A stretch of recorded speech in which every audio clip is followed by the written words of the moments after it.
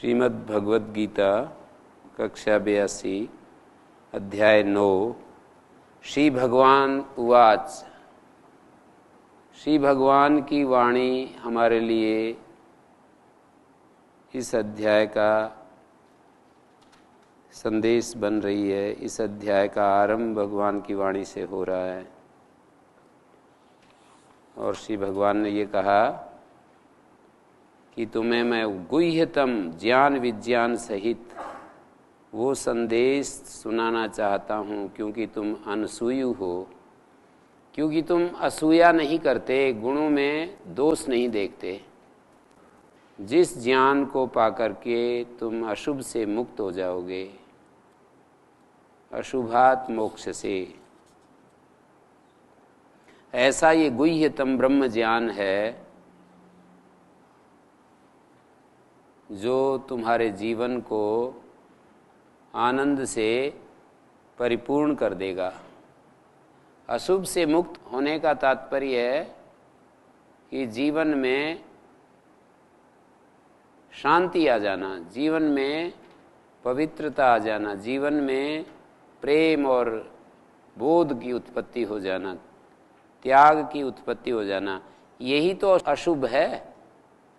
क्या है अशुभ? यदि हम देखें, घृणा अशुभ है, अज्ञान अशुभ है, अहंकार अशुभ है, ईर्ष्या अशुभ है, द्वेष अशुभ है, और हमारा शरीर और मन बुद्धि के साथ जो तादात्म्य है वो अशुभ है।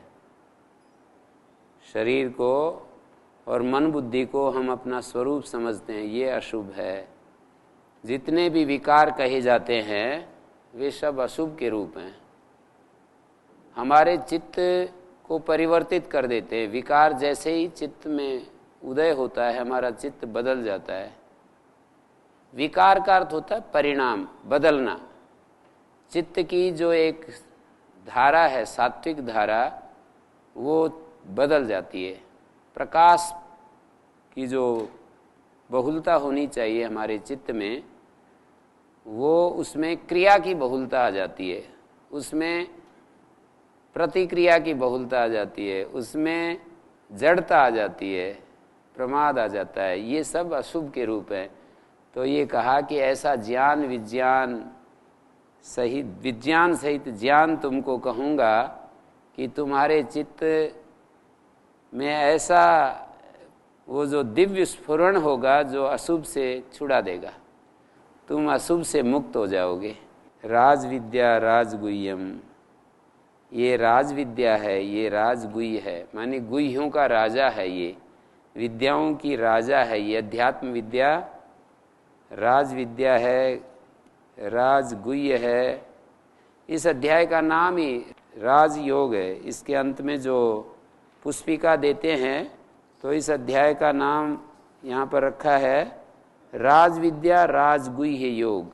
इस अध्याय का, जैसे इससे पहले वाला जो अध्याय था तो उसका अक्षर ब्रह्म योग, महापुरुष योग, अलग अलग इस अध्याय का नाम दिया है। महापुरुष योगो नाम अष्टमोध्याय, तारक ब्रह्म योग, तारने वाला ब्रह्म योग, हमारे जीवन को अशुभ से तारने वाला ब्रह्म योग, महापुरुष योग।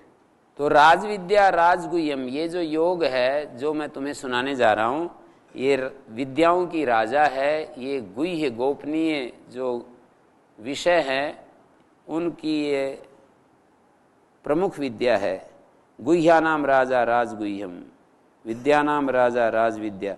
ये जो अध्यात्म विद्या है, ये गुह्य जितने भी गोपनीय विषय हैं उनका शिरोमणि है। ये इसको बड़े संभाल कर रखने का काम है। जैसे कि माताएं स्वर्ण को, आभूषण को बड़ा सुरक्षित रखती हैं, जैसे कि हम अपने सम्मान को, कोई सामाजिक कार्यकर्ता होता है, जैसे वो अपने सम्मान को, सामाजिक कार्यकर्ता के लिए बड़ा आवश्यक होता है कि कोई हम पर अंगुली ना उठाए, तो जैसे वो अपने सम्मान को बड़ा सुरक्षित रखता है, बड़ा संभाल कर रखता है, ऐसे कोई काम नहीं करता जिससे कि प्रकट रूप में उसके जीवन पर अंगुली उठे क्योंकि वो क्या समाज में जा कर के किसी को संदेश देना चाहेगा। उसका तो काम ही ये है कि लोगों को ये बताना कि ये गलत है, ये मत करो, ये ठीक है।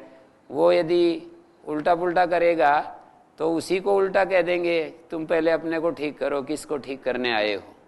तो इसलिए सामाजिक कार्यकर्ता को अपने को लांछन रहित करना होता है, अपने को पूरा उसके ऊपर बेदाग होना चाहिए वो, तब उसका कुछ प्रभाव पड़ता है, थोड़ा प्रभाव पड़ता है। 100% तो उसको कोई भी किसी को स्वीकार नहीं करता। इस धरती में सबके संस्कार अलग अलग होते हैं, सबका सोचने का ढंग अलग होता है, सबकी इच्छाएं अलग होती हैं।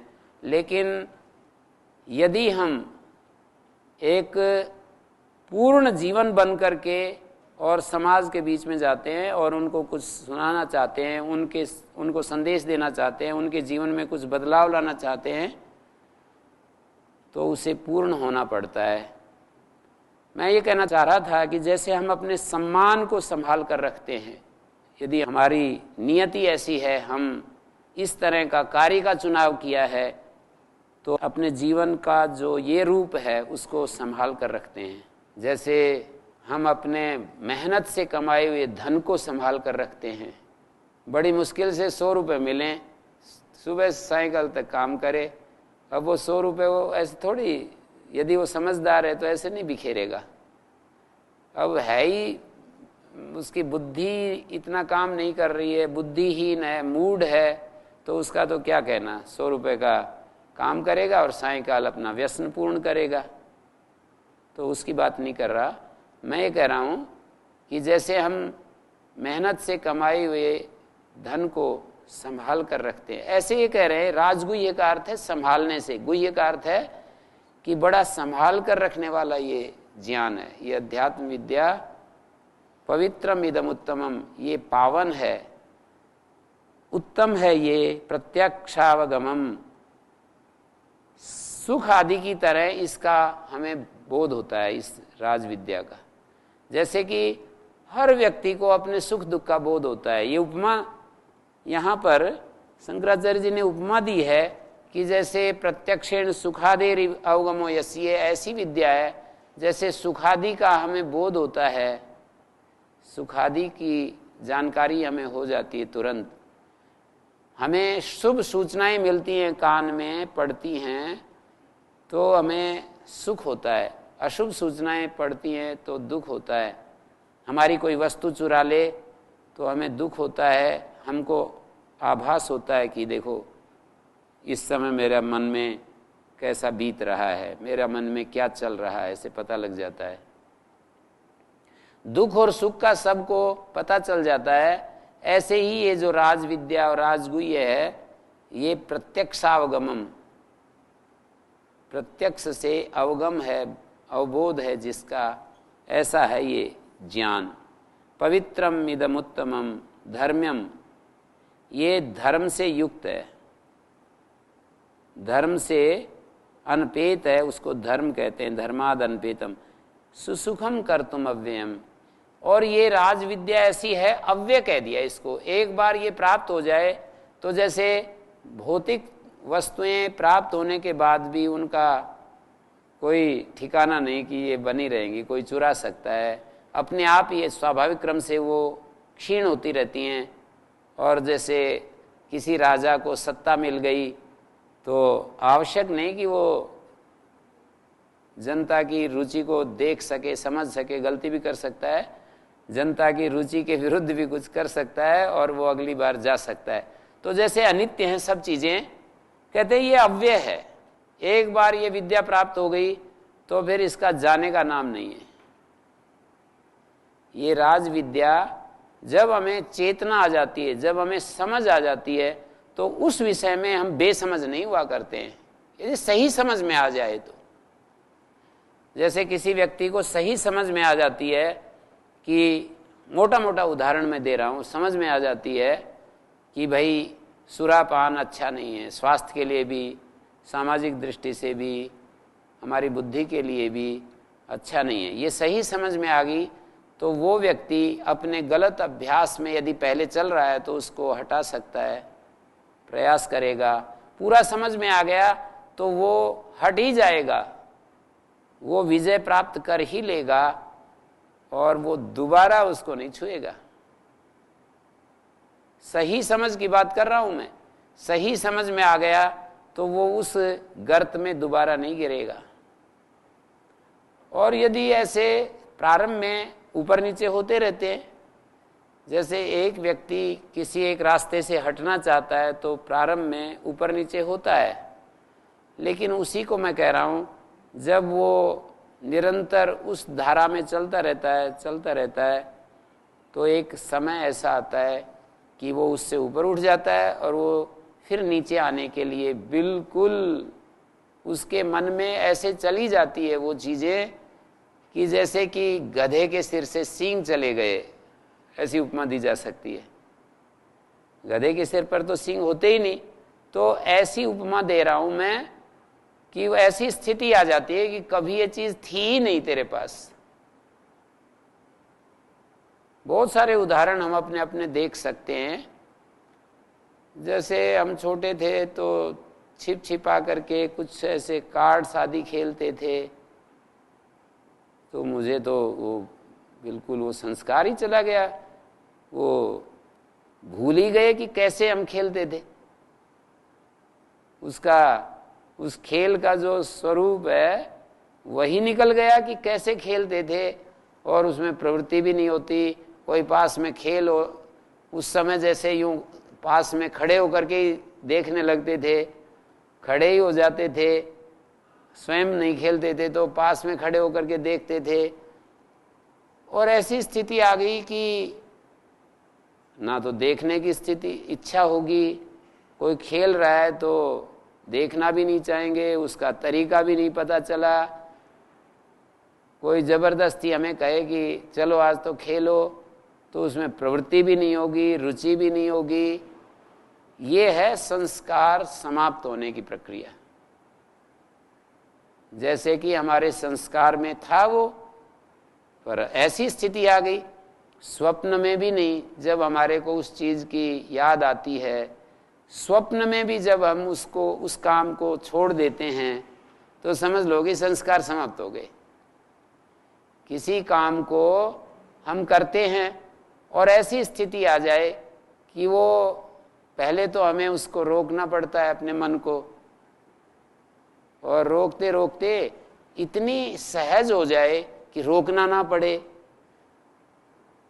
और वो चीज रुकी रहे, तो स्वप्न अवस्था में भी वो चीज रिपीट नहीं होती है। स्वप्न अवस्था में भी वो हमारे अंदर प्रकट नहीं होती है। इसको बोलते हैं संस्कार नाश होना, संस्कार क्षीण होना। तो ये इसको मैं अव्यय शब्द से समझ रहा हूं कि यहाँ अव्यय कहा है। एक बार ये विद्या मिल गई तो फिर उसका नाश नहीं होता है, जैसे भौतिक चीजों का नाश हो जाता है। एक बार ज्ञान यदि उपलब्ध हो गया, ये पुस्तकें जो पढ़ते हैं ये तो ज्ञान के संकेत है, सिंबल्स हैं, ये तो भूल सकते हैं। यदि इन सिंबल्स के द्वारा जो संकेत दिया जाता है उसको यदि समझ लिया तो हम कहेंगे कि हम ज्ञानी हो गए। ये जो शब्द हम पढ़ते हैं ना, ये सिंबल्स हैं, और सिंबल्स जो होते हैं वो केवल इंडिकेशंस होते हैं, किसी वस्तु को संकेत करते हैं। और हमेशा समझना चाहिए इंडिकेशन और the thing is which is indicated, ये दोनों अलग अलग होते हैं। इंडिकेशन और इंडिकेटेड वो एक नहीं होते हैं। इंडिकेशन और the thing which is indicated are different, ये दोनों जो है वो अलग अलग होते हैं। तो ये सिंबल्स हैं, तो सिंबल्स ज्ञान नहीं है। सिंबल्स जिसका इंडिकेशन देते हैं वो ज्ञान है।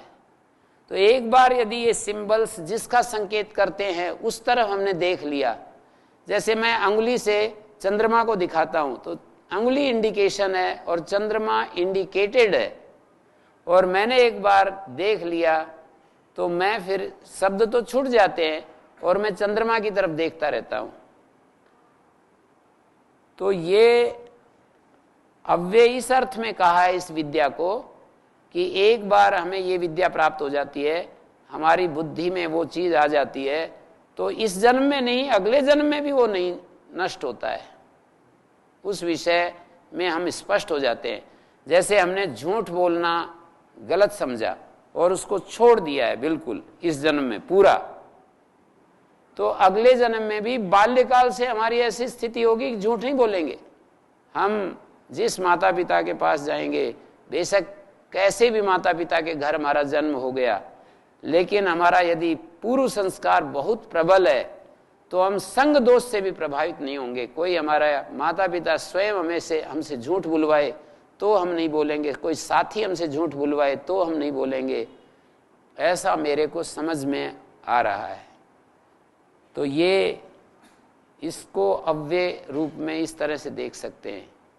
इसीलिए मैंने पहले भी कई बार कहा कि पहले मुझे डर लगता था कि भाई ये तो हर बार हम बालक बन करके आएंगे और बालक बनकर आएंगे तो बाल्यकाल में तो पता नहीं कैसे हमें संग मिले, कैसे साथी मिले, कैसा समाज मिले, कहाँ हम पैदा हो जाएं।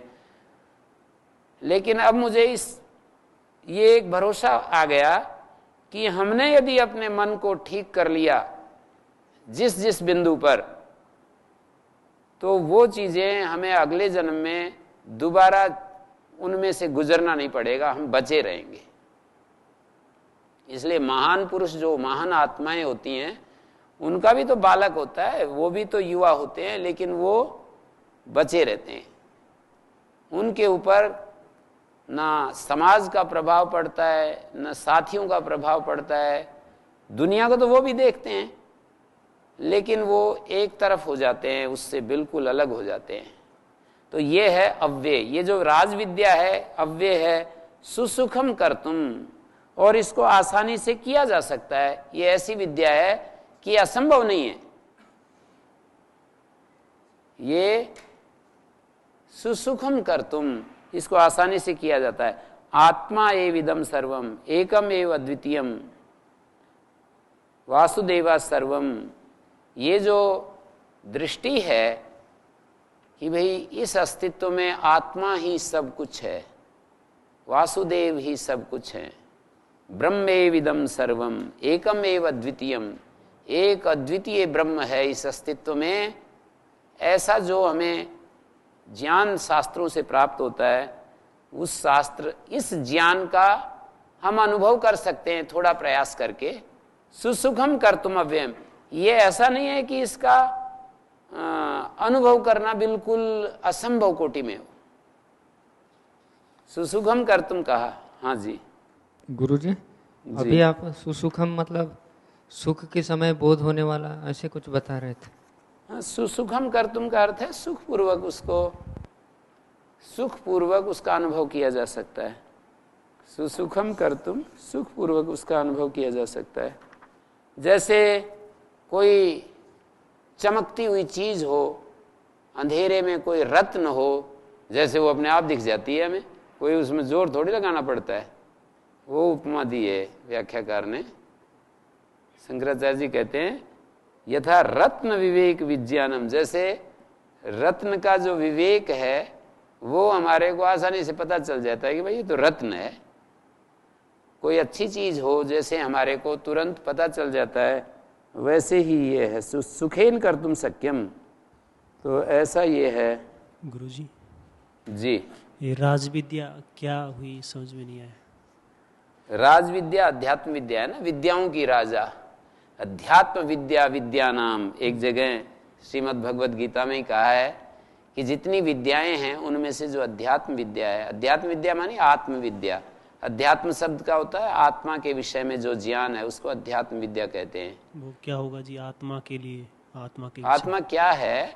ऐसा है कि आत्मा एक अपरिवर्तनशील तत्व है, आत्मा एक क्रिया रहित तत्व है, विकार रहित, परिणाम रहित तत्व है, आत्मा एक चिन्मय तत्व है, आत्मा एक हमारे पूरे अस्तित्व का प्रकाशक तत्व है, आत्मा एक रस तत्व है, आत्मा एक सर्वत्र विभू व्यापक तत्व है, जो देश काल से परिच्छिन्न नहीं है, देश और काल की सीमा में नहीं आता है, ऐसा ऐसा आत्मा के बारे में शब्द प्रयोग किए जाते हैं शास्त्रकारों के द्वारा। तो हमारे बुद्धि का प्रकाशक है, हमारे इस पूरे व्यक्तित्व का प्रकाशक है। आत्मा ना हो तो हमारा ये व्यक्तित्व प्रकाशित नहीं होता। मन, बुद्धि, शरीर, इंद्रियां, इस संपूर्ण अस्तित्व का वो प्रकाशक है। ये सब प्रकाश्य है। ये आत्मा के बारे में सूचनाएं हैं शब्दों के द्वारा। तो इसको आप कहेंगे कि कैसे इसको सुखपूर्वक कैसे इसका अनुभव करें, तो उसका एक तरीका है कि हम बताया शास्त्रकारों ने कि पहले हम अपने मन की गतिविधियों को देखना शुरू करें। हम अपने मन में क्या घटित होता है। दो तत्व हैं, एक परिवर्तनशील एक अपरिवर्तनशील।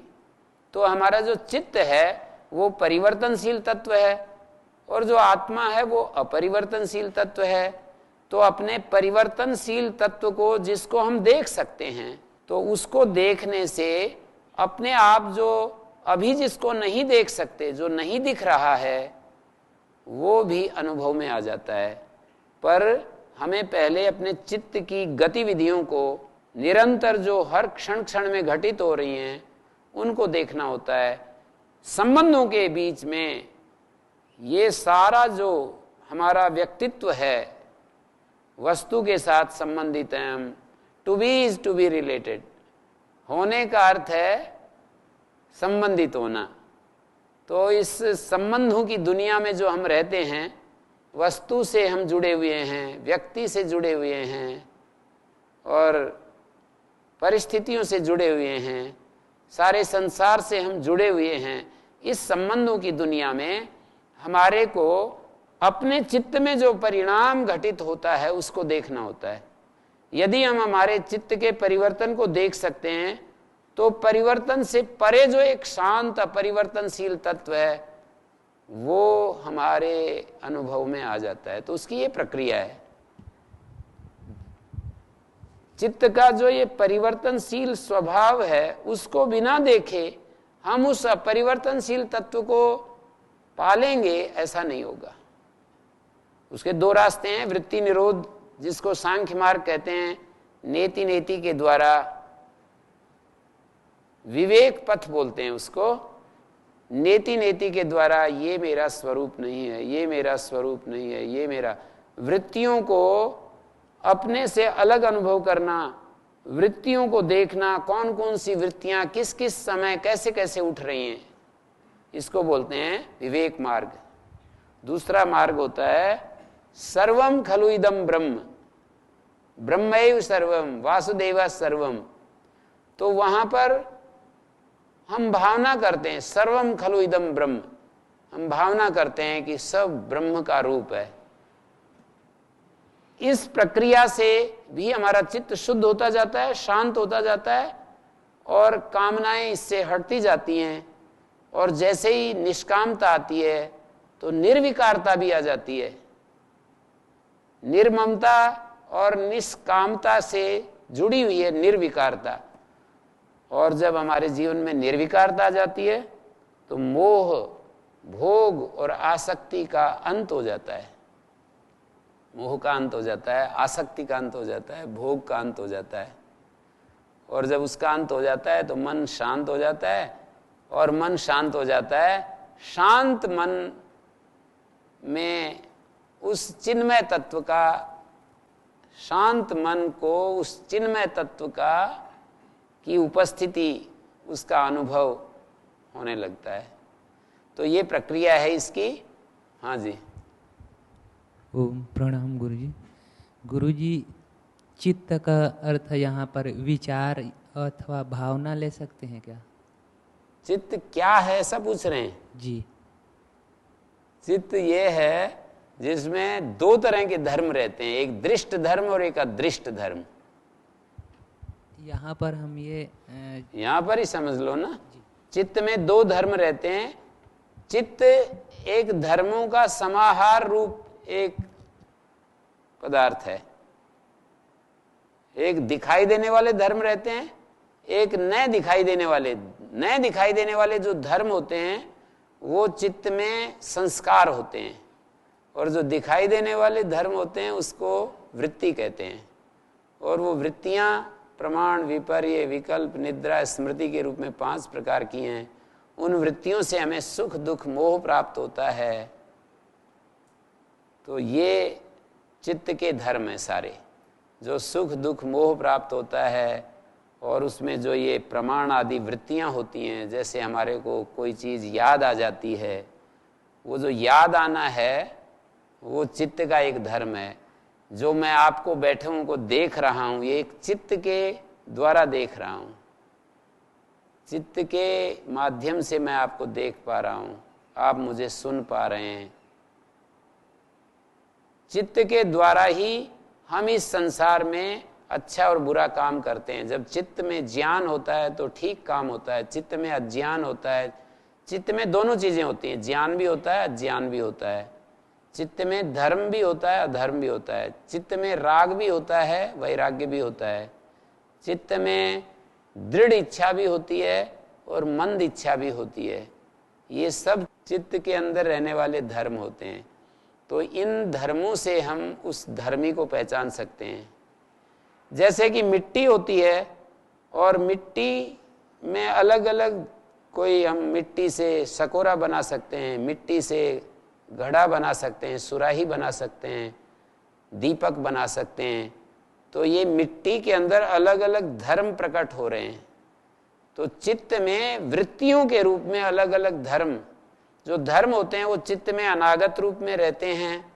जैसे मिट्टी में असंख्य प्रकार के धर्म अनागत रूप में रहते हैं। अनागत अर्थात जो अभी प्रकट नहीं हुए, आगे प्रकट होंगे। जैसे एक पत्थर में मूर्ति अनागत रूप से रहती है, और उसका अनावश्यक भाग को मूर्तिकार जो होता है अपने अस्त्र शस्त्र से उसको अलग कर देता है और मूर्ति उभर आती है। अनागत रूप से उसमें रहते हैं। धर्म जो होते हैं चित्त में अनागत रूप में रहते हैं, और वो चित्त में वर्तमान में उदित होते हैं और फिर वो अतीत में चले जाते हैं। अनागत, वर्तमान, अतीत, अनागत, वर्तमान, अतीत, इस तरह से निरंतर चित्त के धर्म निरंतर इस तरह से एक प्रक्रिया में हैं। तो अनागत जो धर्म है चित्त में, वो संस्कार के रूप में कितने धर्म अनागत रूप में हैं, और वर्तमान में वृत्ति के रूप में उभर करके आ जाते हैं। और जब दूसरा कोई धर्म आ जाता है, उनका स्थान दूसरा धर्म ले जाता है, तो वर्तमान धर्म अतीत में चले जाते हैं। जैसे कि किसी व्यक्ति को चित्त में क्रोध नाम का धर्म अनागत रूप से रह रहा है, इस समय क्रोध नहीं आ रहा है, इस समय शांति है। फिर वो किसी आलंबन से प्रभावित होकर के वो क्रोध वर्तमान में आ गया, तो ये चित्त में वर्तमान धर्म क्रोध हमारे को अनुभव होता है कि ये उभर गया है। और फिर यदि शांति आ जाती है, कोई महापुरुष अचानक आ जाए आलंबन से, एक उदाहरण दिया जाता है कि जैसे किसी जंगल में कोई व्यक्ति काम वासना में बहुत ही जल रहा हो और अकस्मात शेर आ जाए, तो वो जो काम वासना है वो अतीत में चली जाएगी, और कौन सा धर्म आ जाएगा?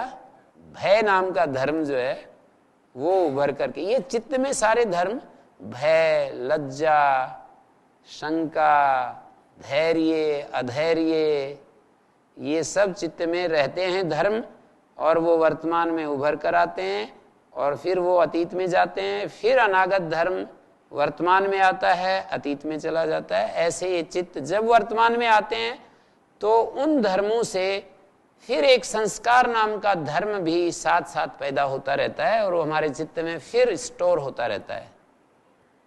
वर्तमान में जो धर्म उदित होते हैं, उन धर्मों से, वर्तमान के धर्मों से ही चित्त में संस्कार स्टोर होते हैं। केवल अनागत रूप से कोई धर्म पड़ा हुआ है हमारे चित्त में, उस संस्कार से पुनः भीतर ही भीतर नया एक संस्कार बन रहा हो, ऐसा नहीं होता है। जैसे क्रोध का संस्कार है हमारे चित्त में, और हमारे चित्त में वो क्रोध का संस्कार यदि वर्तमान में उदय नहीं हो रहा है, तो ऐसा नहीं होता है कि वो क्रोध का संस्कार फिर क्रोध के संस्कार को पैदा कर रहा है, फिर क्रोध के संस्कार को, ऐसा नहीं होता है। वर्तमान में जो क्रोध आया, उस क्रोध से एक नया संस्कार चित्त में चला जाता है। तो वो संस्कार क्रोध के रूप में हमारे चित्त में बस जाता है। फिर किसी आलम्बन से वो अनागत रूप में रहता हुआ वो संस्कार वर्तमान में आता है, और किसी विरोधी धर्म से वो वर्तमान में जो धर्म है वो अतीत में चला जाता है। ये प्रक्रिया निरंतर घूम रही है। हमारा चित्त चंचल होता है, तो यदि एकाग्रता आ जाती है तो चंचलता अतीत में चली जाती है, एकाग्रता वर्तमान में आ जाती है, और उस वर्तमान की एकाग्रता से एक संस्कार, जो भी वर्तमान में धर्मोदय होंगे उनसे एक संस्कार भी साथ साथ बनता रहता है, और वो हमारे चित्त में जमता जाता है। ऐसी प्रक्रिया है। ये जो क्रोध के संस्कार हैं, पूर्ण ज्ञान से ही, हमेशा ज्ञान की स्थिति में ही समूल नाश हो सकता है, ऐसा है कि? ज्ञान से समूल नाश होते हैं जी। और भक्ति भी ज्ञान को पैदा करेगी तो ज्ञान से नाश हो जाते हैं। कोई कहे भक्ति से भी नाश हो जाते हैं, तो भक्ति भी ज्ञान को पैदा करेगी। और जब हम परमात्मा को अपना भक्त बना लेंगे तो परमात्मा से ही हमें प्रेम होगा। परमात्मा के सिवाय, प्रेमी को प्रेमास्पद के सिवाय कुछ दिखाई नहीं देता। यदि किसी प्रेमी को अपने प्रेमास्पद से अलग चीज भी दिखाई दे रही है तो प्रेम में कमी कही जाएगी। किसी प्रेमी को अपने प्रेमास्पद से अलग कुछ दिख रहा है तो स्पष्ट है उसके प्रेम की कमी है। प्रेमी को प्रेमास्पद से अलग दिखना नहीं चाहिए। हम यदि प्रेमी हैं भगवान के, तो प्रेमास्पद जो प्रभु है वही हमारे चित्त में घूमना चाहिए, वही रहना चाहिए। जितनी देर के लिए कुछ और दूसरा इधर उधर की चीज आती है, इसका मतलब प्रेमास्पद को भूल रहे हैं। तो क्रोध को मिटाने के लिए भगवान का प्रेमी बन जाएं तो भी क्रोध मिट जाएगा, या अपने चित्त को देखने लग जाएं तो भी मिट जाएगा, या इस संसार के लिए अपनी सामर्थ्य को उदारता पूर्वक खर्च करने लग जाएं तो भी मिट जाएगा, या इस विवेक को जगह दे दें कि इस संसार में मेरा करके कुछ नहीं है और मुझे कुछ नहीं चाहिए तो भी क्रोध मिट जाएगा। जब आप अपना अधिकार इस संसार से वापस खींच लेते हैं कि मेरा किसी पर अधिकार नहीं है, भाई मुझ पर तो सबका अधिकार है पर मेरा किसी पर अधिकार नहीं, आप कहोगे कि मेरे पर सबका अधिकार, तो फिर तो हम तो पराधीन हो जाएंगे। सबका अधिकार यदि हमने अपने पर डाल दिया कि भाई आप सबका अधिकार मेरे ऊपर है, ऐसा यदि मैं सोच लूं तो मैं तो फिर आपके अधीन हो गया। ऐसा नहीं। क्यों?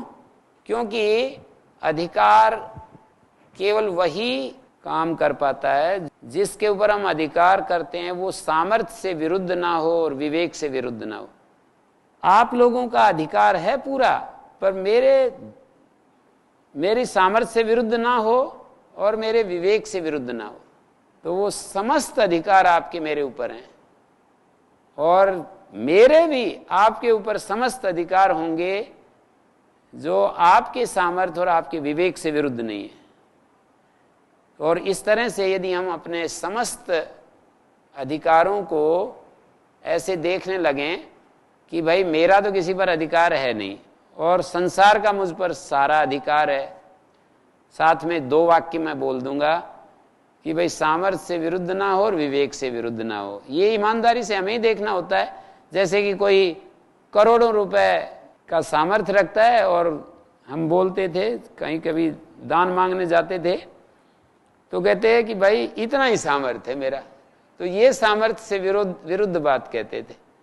करोड़पति व्यक्ति भी 100 रुपए दे करके ये कहता था कि भाई इतना ही सामर्थ्य है मेरा, तो ये तो उसकी बात ठीक नहीं है।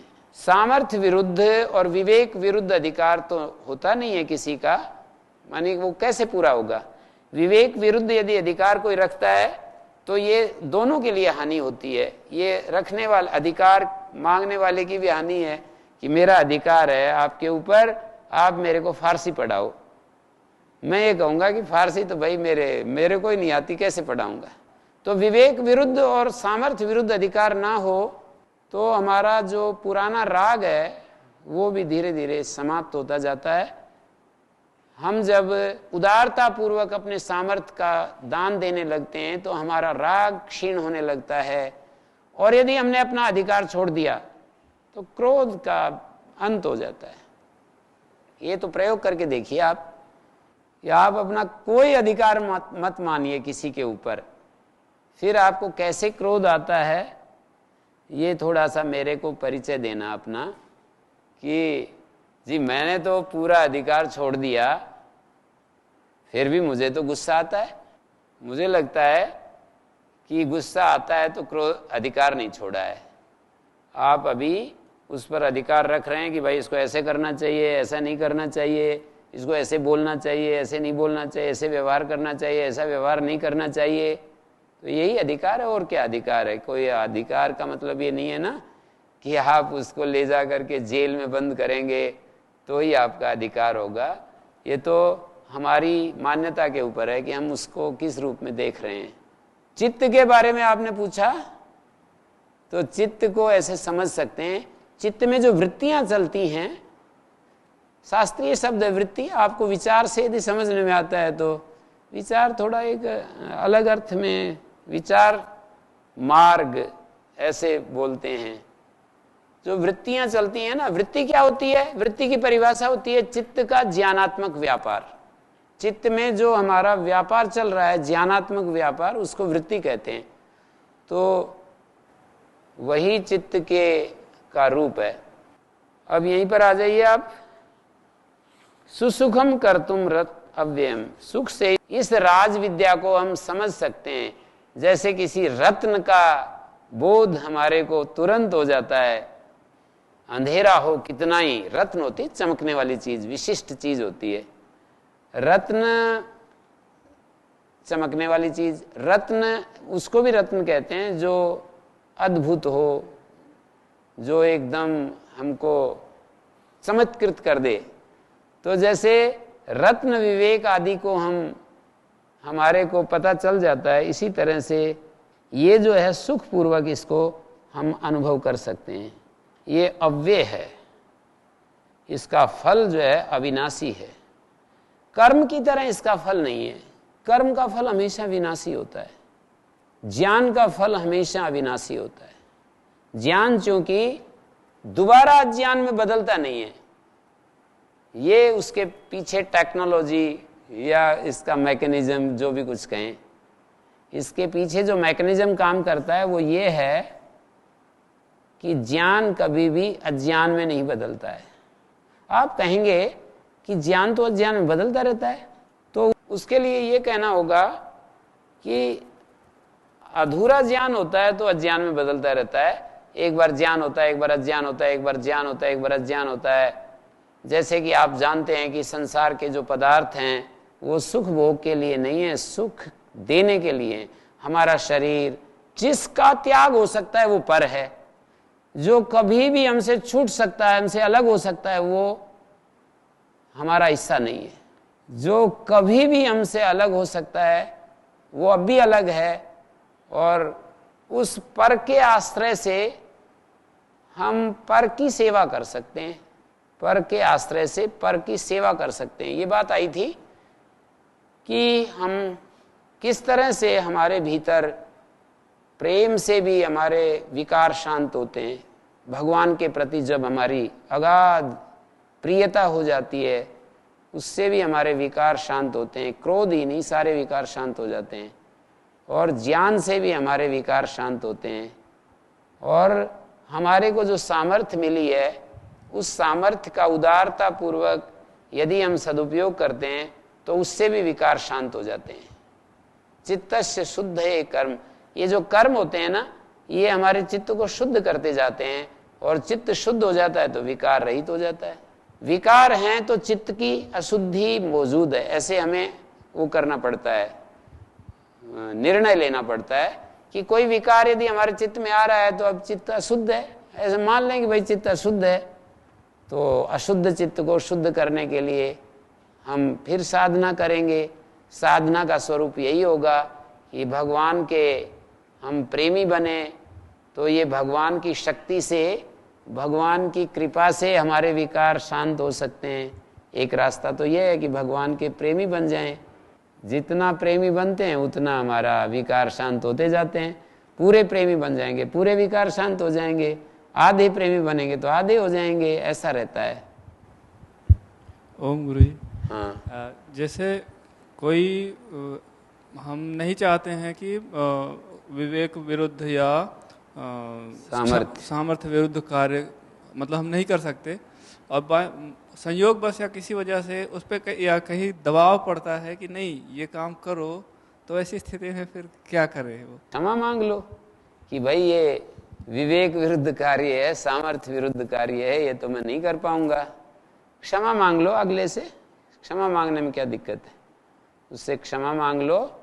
और हमेशा हमारे पास जो सामर्थ्य है, दाता ने दिया है या समाज ने दिया है, कुदरत ने दिया है, जो भी आप कहें, वो सारा सामर्थ्य है ही जहाँ से आया है उसी के लिए है। तो इस सामर्थ्य से हमें कुछ नहीं चाहिए।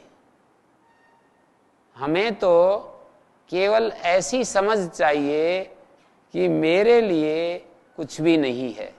मेरे लिए मानी जो मेरे से अलग है वो मेरे लिए नहीं है। मेरे से अलग है वो मेरे लिए नहीं है। मेरे से अलग क्या है?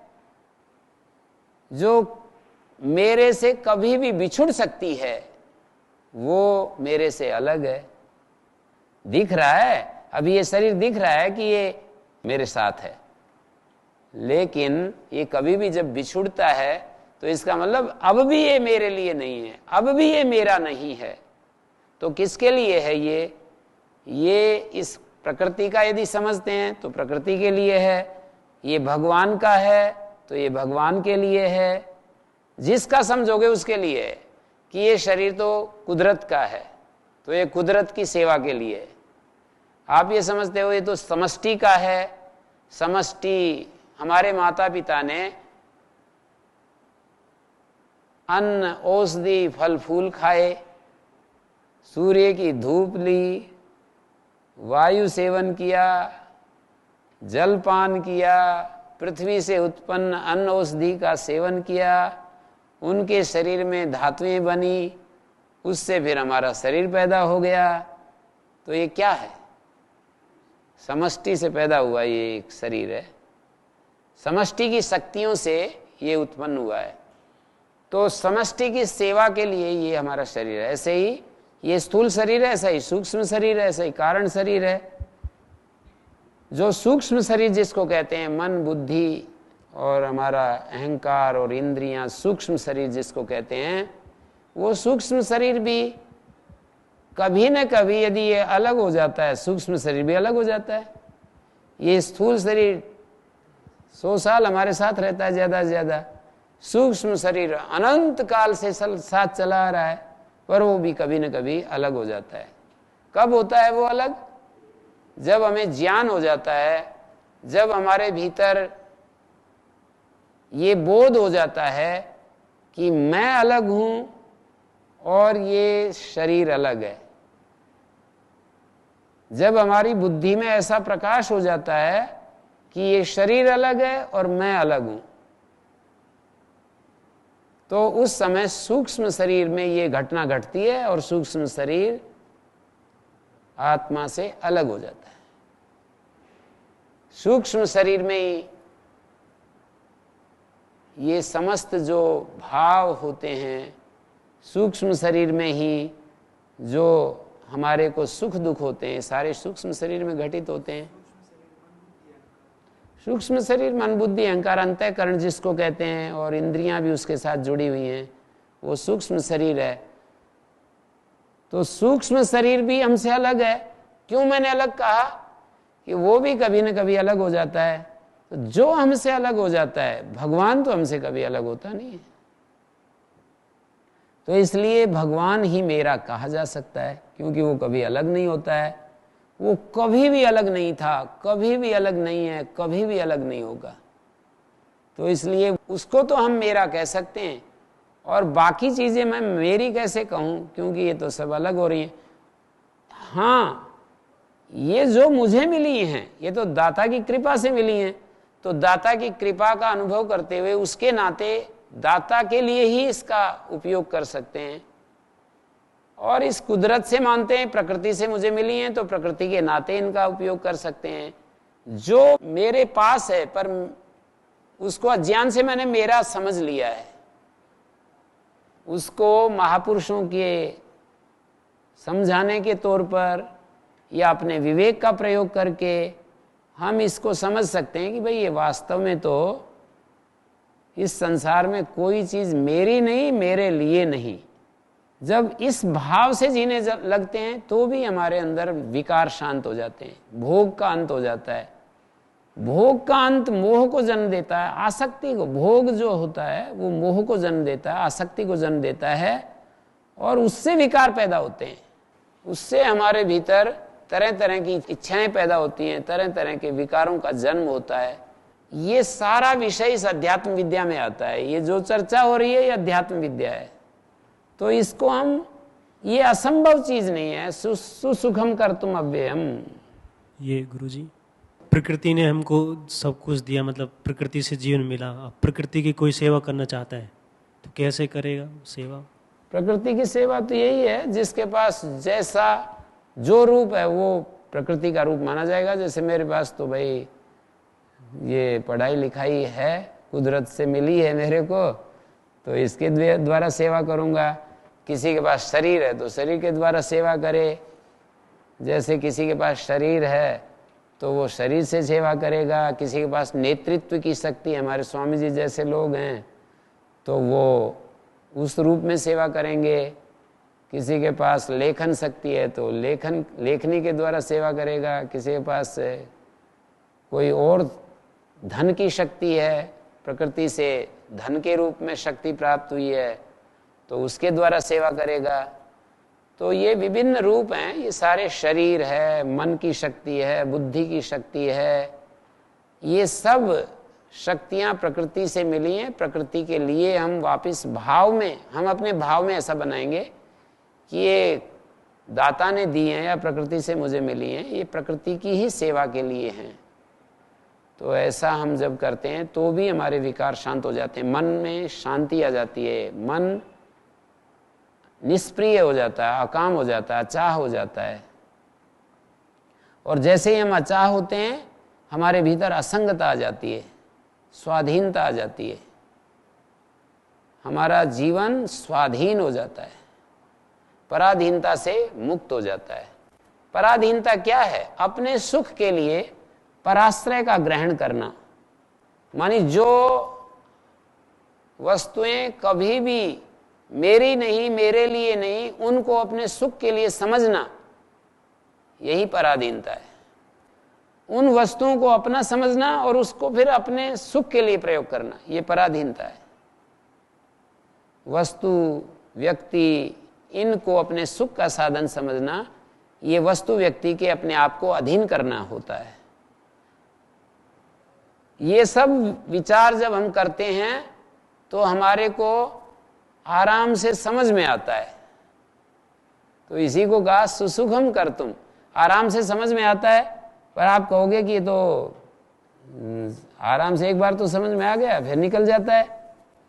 तो फिर निकल जाता है तो फिर समझने की कोशिश करें, फिर निकल जाता है तो फिर समझने की कोशिश करें। हम अष्टाध्यायी भूलते हैं तो बार बार पाठ करते हैं। समझ में आने के बाद भी यदि भूल जाते हैं तो बार बार उस पुस्तक को खोलते हैं, बार बार उसको रिवाइज करते हैं, बार बार उस पर ध्यान करते हैं, मन लगाते हैं। तो यदि हम भूल जाते हैं तो फिर उसको अपने ज्ञान में, संज्ञान में लाएं। यही एक तरीका है। अश्रद्धाना पुरुषा धर्मस्यास्य परंतम अप्राप्य माम निवर्तन्ते मृत्यु संसार वर्तमनि। जो अश्रद्धालु लोग होते हैं, धर्मस्यास्य अश्रद्धाना, इस धर्म पर श्रद्धा न रखने वाले जो लोग होते हैं, माने आत्मज्ञान रूप जो धर्म है इस धर्म के स्वरूप में और उसके फल में जो नास्तिक हैं, पापकारी हैं, जो इस पर विश्वास नहीं करते हैं, देह मात्र को ही अपना स्वरूप समझते हैं, जो ऐसे असूत्रिप कहलाते हैं। उक्त शास है असूत्रिपा। एक मंत्र मैंने पढ़ा था कहीं यजुर्वेद में कभी, अश्वत्थेवो निषदनम पर्णेवा वसतिस्कृता गो भाजित किलास था यत सनवथ पुरुषम। ये मंत्र नहीं, एक दूसरा मंत्र है, उक्त शासा असूत्रिपा, ऐसे दो शब्द आते हैं। उक्त शास है केवल बातें करने वाले, और असूत्रिपा अपने प्राण पोषण में लगे रहे, अपने इस शरीर को ही अपना स्वरूप समझने वाले, तो उनको असूत्रिप कहा मंत्र में। यहां भगवान शंकराचार्य जी ने इस शब्द का प्रयोग किया है कि देह मात्रम आत्मदर्शनम एवं प्रतिपन्ना, आत्मा के रूप में जिन्होंने देह को ही स्वीकार किया है, देह मात्रम आत्मदर्शनम एवं प्रतिपन्ना, और असूत्रिपा प्राण पोषण में लगे हुए, धर्मस्य अस्य परम तपा, इस आत्म धर्म के प्रति नास्तिक हुए हुए, इस आत्म धर्म से अपरिचित रहते हुए, अप्राप्य माम निवर्तन्ते, मेरे को न प्राप्त किए, मेरे अनुभव के बिना ही मृत्यु संसार वर्तमनि निवर्तन्ते, मृत्यु रूपी इस संसार के मार्ग में चलते रहते हैं। मृत्यु युक्त जो संसार है उसका जो ये रास्ता है उस पर जाते रहते हैं। कैसा है वो रास्ता? मृत्यु संसार रास्ता बड़ा डरावना है वो। मृत्यु संसार, मृत्युयुक्त संसार, मृत्यु संसार तस्य वर्त नरक तिर्यक आदि प्राप्ति मार्ग। नरक तिर्यक आदि जो मार्ग है, नरक की प्राप्ति होती है और अलग अलग योनियों की प्राप्ति होती है, पशु योनियों की प्राप्ति होती है। पशु ऐसे तो आप देखेंगे तो सारी सृष्टि अपने आप में बड़ी रस से भरी हुई है। गिलहरियों को देखो, बंदरों को देखो, और कुत्तों को, खरगोश, हिरण, सारी सृष्टि बड़े आपको दिखेगी कि बड़ा आनंद ले रहे हैं। पर वो आनंद तो ले रहे हैं, पर बीच बीच में उनको कष्ट भी तो आता है, कभी भय आता है, कोई दूसरा प्राणी उनको, जीवो जीवस्य भोजनम, कोई प्राणी उन पर अटैक करता है, कभी ओले पड़ते हैं, कभी सर्दी होती है, कभी गर्मी होती है, कभी भोजन की तलाश में कितना उनको प्रयास करना पड़ता है।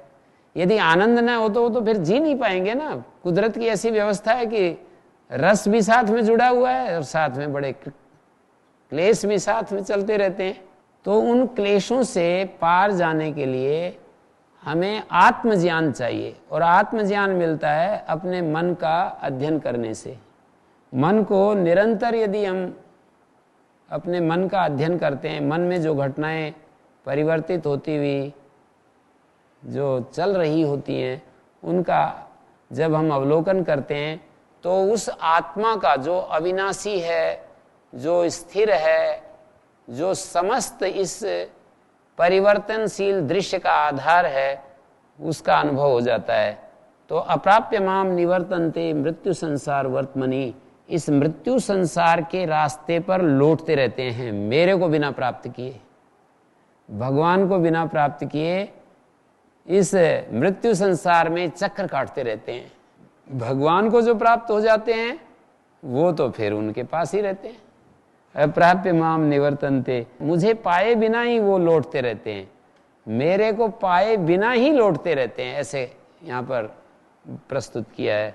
तो हमें इस धर्म में श्रद्धा करनी चाहिए, आत्म धर्म में विश्वास करना चाहिए, और आत्म धर्म में विश्वास करके जो हमारे को शास्त्र और गुरुजन मार्ग दिखाते हैं उसके अनुसार चल करके भगवान को प्राप्त करना चाहिए।